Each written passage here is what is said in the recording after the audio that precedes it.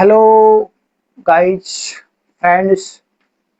Welcome to back my YouTube channel GS Science and Biology। तो आज हम एक नए चैलेंज के साथ एक नए चैप्टर में प्रवेश करते हैं।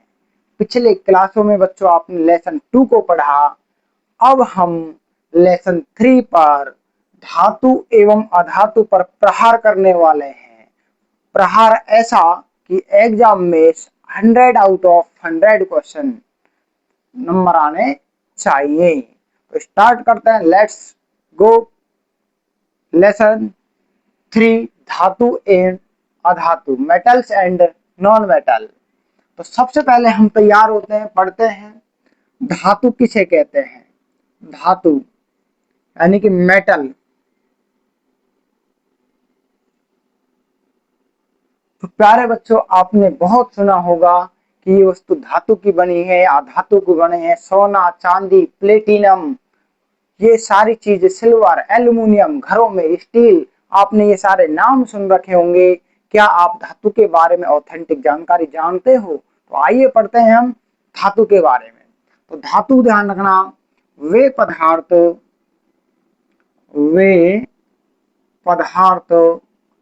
जो इलेक्ट्रॉन त्याग कर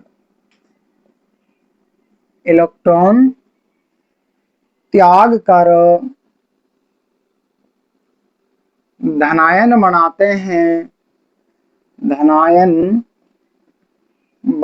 हैं, कॉमा, धातु कहलाते हैं। धातु कहलाते हैं। या जिन पदार्थों में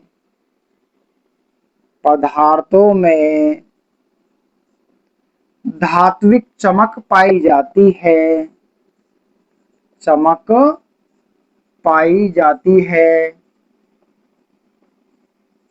धात्विक चमक पाई जाती है, धातु कहलाते हैं। धातु कहलाते हैं। क्या कहलाते हैं? धातु कहलाते हैं। तो प्यारे बच्चों, यानी कि वे सभी पदार्थ जिनमें चमक होती है, क्या होती है? चमक होती है, क्या कहलाते हैं? धातु कहलाते हैं। या दूसरी डेफिनेशन हम ये कहें तो कि ऐसे पदार्थ जो इलेक्ट्रॉन त्याग कर धनायन बनाते हैं। तो बच्चों ध्यान रखना, इलेक्ट्रॉन त्यागने पर हमेशा धनायन बनता है, और जो धनायन बनाते हैं वो धातु कहलाते हैं। एक एग्जाम्पल पढ़ते हैं। जैसे ये सोडियम परमाणु है, इसके 2, 8 और 1, ये इसके कोषों में इलेक्ट्रॉन, कक्षकों में इलेक्ट्रॉन है। ये सोडियम परमाणु जो होता है, इसके बाह्यतम कोष में 1 इलेक्ट्रॉन होता है। ये 1 इलेक्ट्रॉन को त्याग कर सोडियम धनायन बना लेता है। बच्चों क्या बना लेता है? सोडियम धनायन बना लेता है। तो Na 1 इलेक्ट्रॉन त्यागने के कारण इस पर एक प्लस आ जाता है, एक धनायन आ जाता है, और इसके बाह्यतम कोष में 8 इलेक्ट्रॉन रह जाते हैं। कितने रह जाते हैं? 8 इलेक्ट्रॉन रह जाते हैं, और ये सोडियम आयन बन जाता है, सोडियम धनायन बन जाता है। तो ये सोडियम क्या हुआ?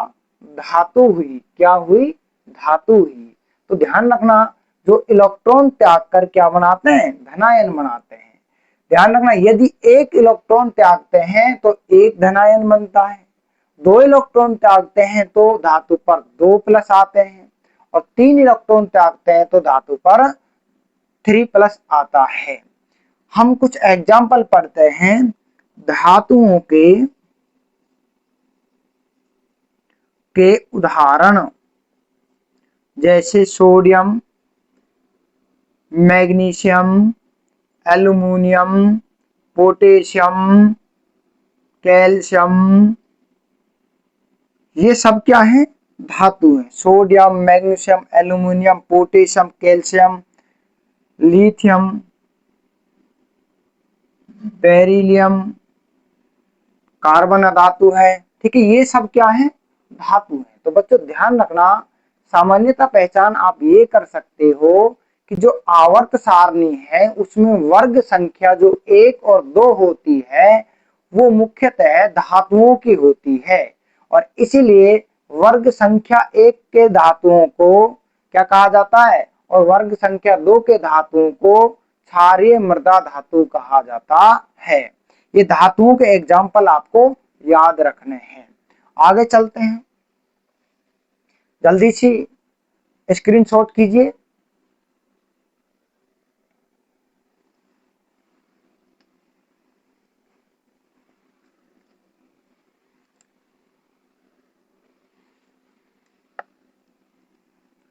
अब पढ़ते हैं धातुओं के गुण। धातुओं के भौतिक गुण, भौतिक गुण। तो बच्चों कई बार धातुओं के भौतिक गुणों में से एक डेफिनेशन पेपर में 100% पूछ ली जाती है, और पिछले कई अगर हम पेपरों का निष्कर्ष करें, उनको देखें, उनको समझें, तो हम देख रहे हैं कि धातुओं के भौतिक गुणों में से एक प्रश्न 100% पेपर में आ रहा है। इसीलिए इस टॉपिक को आप पूरे ध्यान से, पूरे लगन से पढ़ें। तो धातुओं के पहला भौतिक जो गुण है वो है आघात वर्ध्यता। आघात या आघात वर्ध्यता। तो बच्चों आघात वर्ध्यता किसे कहते हैं, ध्यान रखना। धातुओं को जब धातुओं को पीटा जाता है, पीटा जाता है, तो धातुओं को एक पतले चद्दर के रूप में, चद्दर के रूप में ढाला जा सकता है, ढाला जा सकता है, ढाला जा सकता है। यह गुण आघात वर्ध्यता कहलाता है, आघात वर्ध्यता कहलाता है, कहलाता है।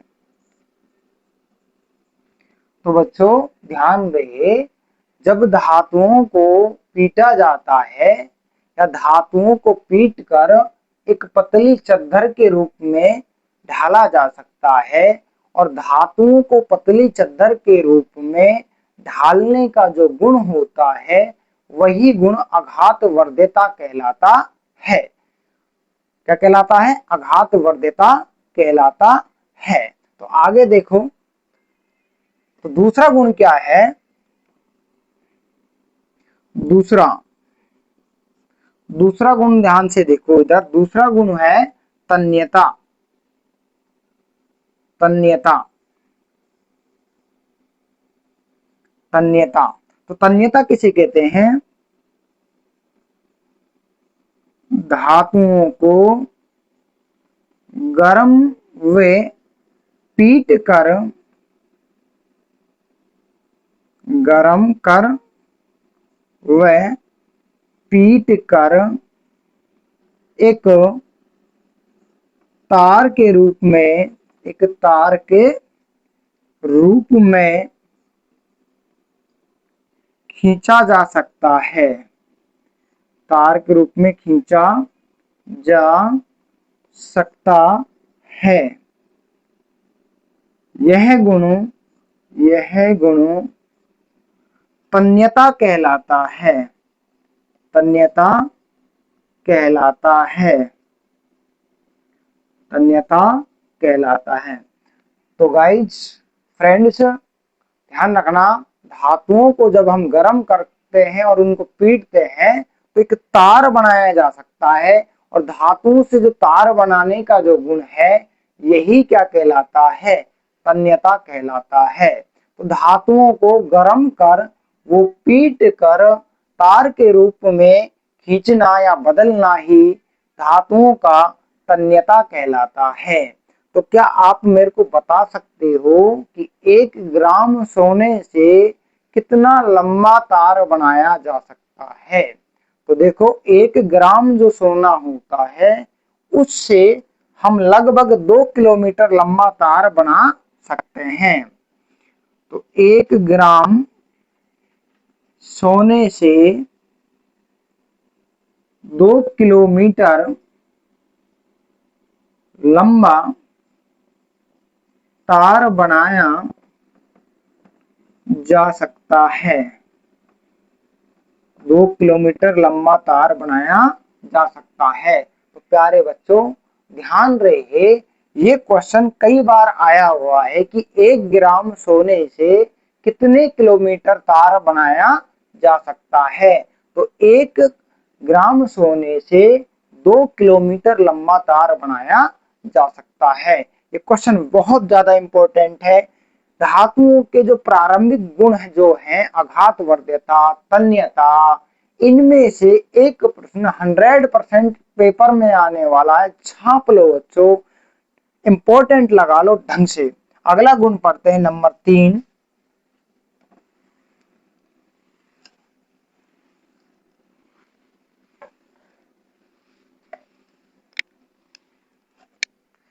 तीसरा जो गुण है धातुओं का, तीसरा जो गुण है वो अपन पढ़ रहे हैं सोनोरस।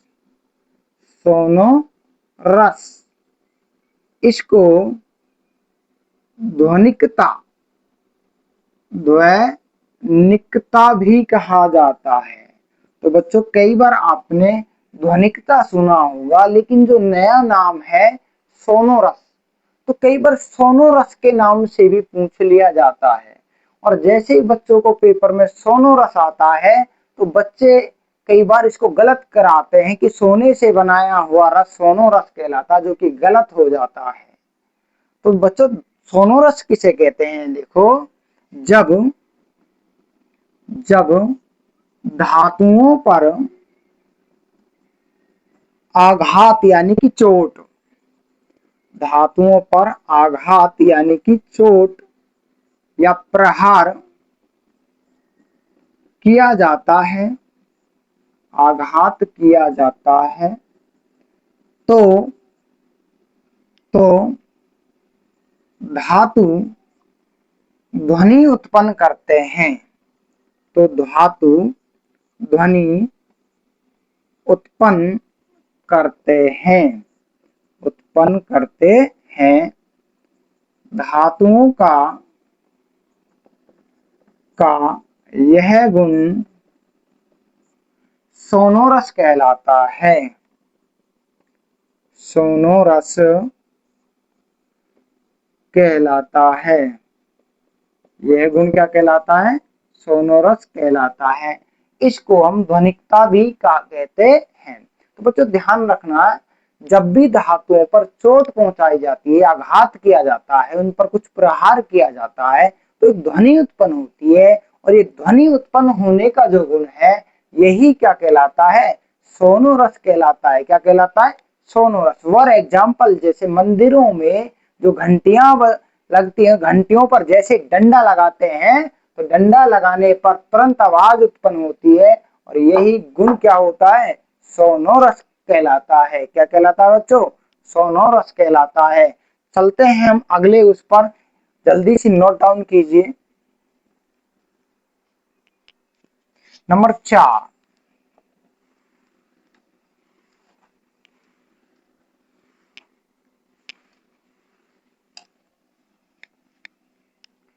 चौथा जो गुण है बच्चों, चौथा, तो अपन पढ़ते हैं ऊष्मा की चालकता। ऊष्मा की चालकता,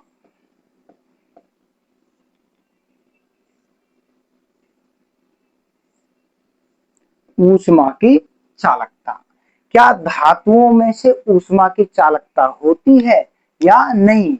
अगर होती है तो देखो समझो कैसे। अर्थात मतलब क्या है, इसका मतलब ये है कि यह धातुओं में से ऊष्मा एक स्थान से दूसरे स्थान पर जाती है। फॉर एग्जाम्पल, जैसे हम एक धातु के तार को अगर यहाँ से गर्म करते हैं और अगर ये इधर भी गर्म हो जाता है तो ये ऊष्मा की चालकता कहलाती है। तो देखो धातुएं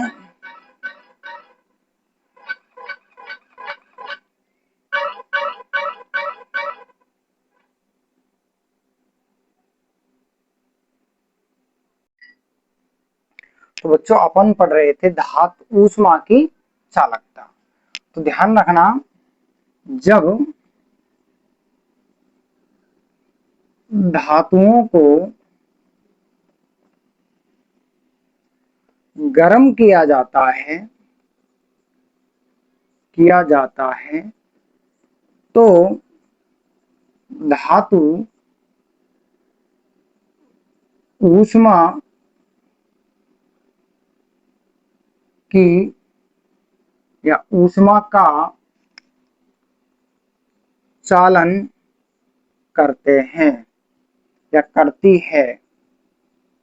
इसको हम एक प्रयोग के द्वारा समझते हैं, क्रियाकलाप के द्वारा समझते हैं।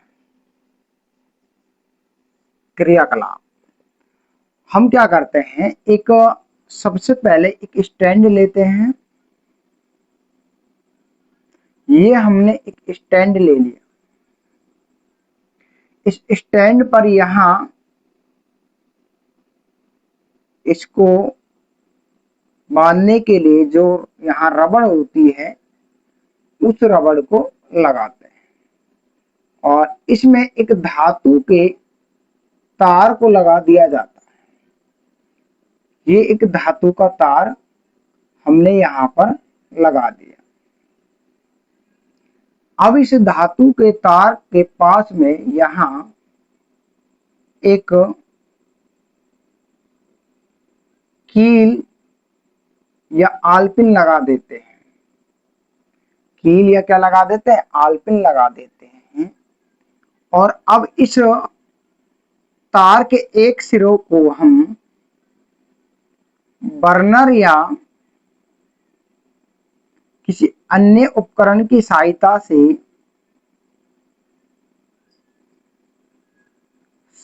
से गर्म करते हैं। क्या करते हैं, गर्म करते हैं।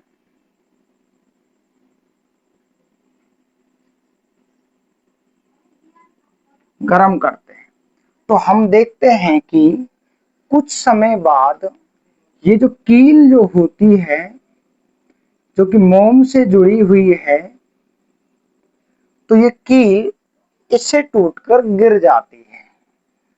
अर्थात इस प्रयोग से यह सिद्ध होता है कि धातु ऊष्मा की चालक होती है। एक बार दोबारा ध्यान से समझिए। हम क्या करते हैं, स्टैंड लेते हैं और स्टैंड पर एक धातु के तार को लगा देते हैं।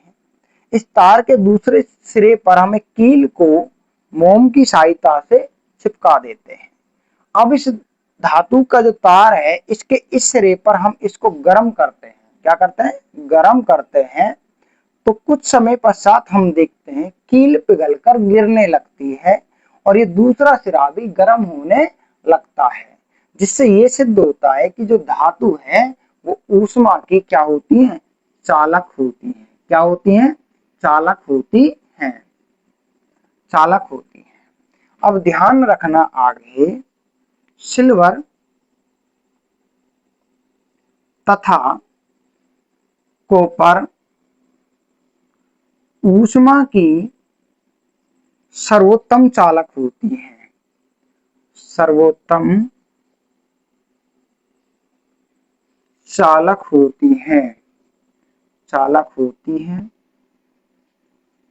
जबकि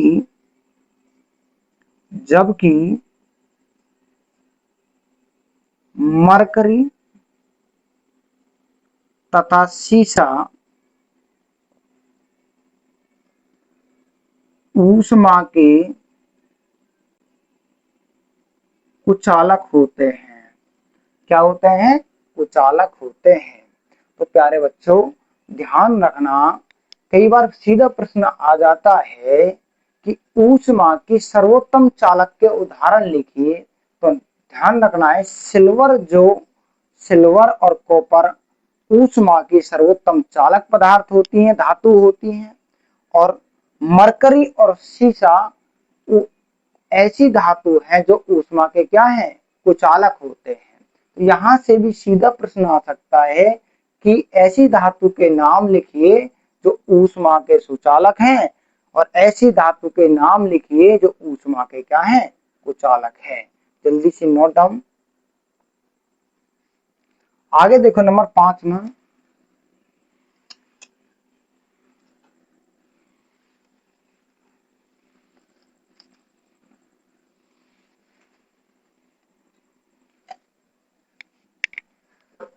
नंबर 5 है विद्युत की चालकता। विद्युत की चालकता, विद्युत की चालकता। तो ध्यान रहे, धातु विद्युत की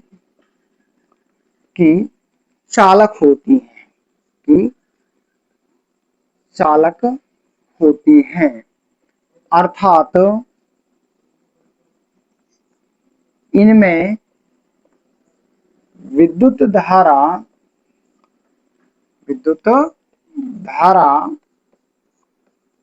प्रवाहित होती है, प्रवाहित होती है। ध्यान रहे कि धातु लगभग विद्युत की सुचालक होती है, अर्थात इनमें जब हम विद्युत धारा प्रवाहित करते हैं तो ये विद्युत का चालन प्रदर्शित करते हैं। ये आपके धातुओं के प्रमुख भौतिक गुणधर्म समाप्त होते हैं। और धातुओं के भौतिक गुणधर्मों में से कोई एक प्रश्न 100% पूछा जाता है, इसलिए इन टॉपिकों पर इम्पोर्टेंट लगा देते हैं। क्या लगा देते हैं, इम्पोर्टेंट लगा देते हैं। इसको हम एक क्रियाकलाप के द्वारा भी जोड़ सकते हैं। बैटरी ले लेते हैं, ये कुंजी ले लेते हैं, और इस तार को एक साथ यहाँ पर इस चाबी के द्वारा, और एक इधर ले लेते हैं, और एक धातु के टुकड़ों को, और इसमें बीच में यहाँ पर अपन बल्ब लगा देते हैं। क्या लगा देते हैं, बल्ब लगा देते हैं। जैसे इनको अपन यहाँ लगाते हैं, अगर बल्ब में धारा प्रवाहित हो जाती है, इसका मतलब धातु विद्युत का चालक होते हैं।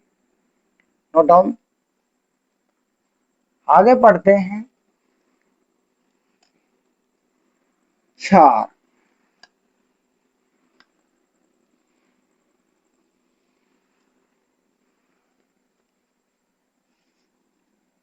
आगे पढ़ते हैं अपन अधातु, सॉरी, आगे क्या पढ़ते हैं, अधातु पढ़ते हैं। क्या पढ़ते हैं, अधातु।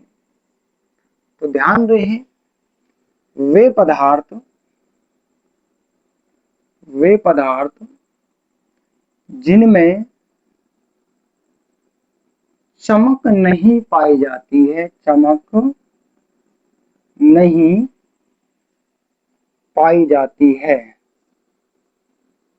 चमक नहीं पाई जाती है, अर्थात जो इलेक्ट्रॉन ग्रहण करके ऋणायन बनाते हैं, अधातु कहलाते हैं, अधातु कहलाते हैं, अधातु कहलाते हैं। फॉर एग्जाम्पल, जैसे क्लोरीन होता है, क्लोरीन का परमाणु क्रमांक 17 होता है, जिसके पहले कोष में 2 इलेक्ट्रॉन, दूसरे में 8 और तीसरे में 7 होते हैं। इसको एक इलेक्ट्रॉन पूरा, यानी कि 8 इलेक्ट्रॉन पूरा करने के लिए 1 इलेक्ट्रॉन की जरूरत होती है, और जिसके कारण इस पर माइनस आवेश आ जाता है, ये ऋणायन बन जाता है। 2 8 8, इसका अष्टक पूरा हो जाता है। तो ध्यान रखना, ऐसे पदार्थ क्या कहलाते हैं? अधातु कहलाते हैं, जो इलेक्ट्रॉन ग्रहण कर कर क्या बनाते हैं? ऋणायन बनाते हैं। उदाहरण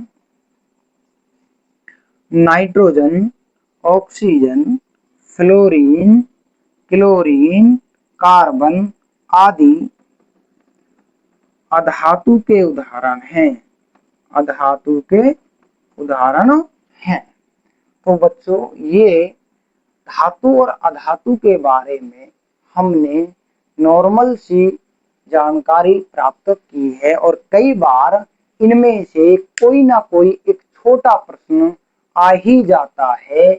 विशेषकर ध्यान रखना, धातुओं की फिजिकल प्रॉपर्टी में से एक प्रश्न 100% आता है। मेरी बात को गौर कर लीजिएगा, आप अभी से लिख लीजिएगा कि इनमें से कोई एक प्रश्न आ सकता है। कई बार बच्चों धातु और अधातु में अंतर भी पूछता है। क्या पूछता है? अंतर भी आपसे करवा लेता है। इसलिए धातुओं की फिजिकल प्रॉपर्टी ढंग से याद करनी है आपको। अगर आपको 100 में से 100 अगर नंबर लाने हैं, तो यहाँ हमारे YouTube चैनल पर जुड़े रहें, और वीडियो को जितना ज्यादा हो सके लाइक करें, शेयर करें, कमेंट करें। ठीक है, इसके बाद हम अगली वीडियो में पढ़ेंगे धातु और अधातु के अपवाद, लेकिन अभी हम उसको शुरू कर सकते हैं। जैसे